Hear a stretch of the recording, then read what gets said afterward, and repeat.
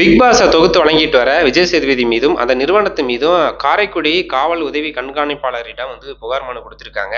Athangudi tiles உற்பத்தியாளர்கள் அன்று தொழிலாளர்கள்லாம் என்ன நடந்திருக்கு அப்படின்னு பார்த்தோம்னா 14ஆம் தேதி தீபக் அவர்கள் ஒரு விஷயத்த சொல்லியிருக்காரு.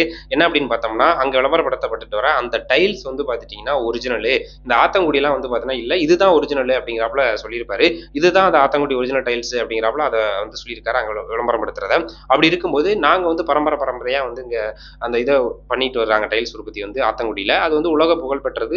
இந்தியா முழுவதும் உலகம் முழுவதும் பார்த்தீங்கன்னா அங்க உள்ள டைல்ஸ் ஏற்றுமதி பண்ணிட்டு இருக்காங்க, விற்பனை பண்ணிட்டு இருக்காங்க. அப்படி இருக்கும்போது இது ஒரிஜினல் இல்லைங்கிறாப்புல அவங்களுக்கு தான் அங்க விளம்பரப்படுத்தப்பட்டதா ஒரிஜினல் அப்படிங்கிறாப்புல ஒரு தோட்டத்தை ஏற்படுத்தி அதை ஒளிபரப்பியிருக்காங்க அப்படின்னு சொல்லிட்டு அந்த வீடியோ ஆதாரத்தோட பார்த்தீங்கன்னா புகார் பண்ணியிருக்காங்க.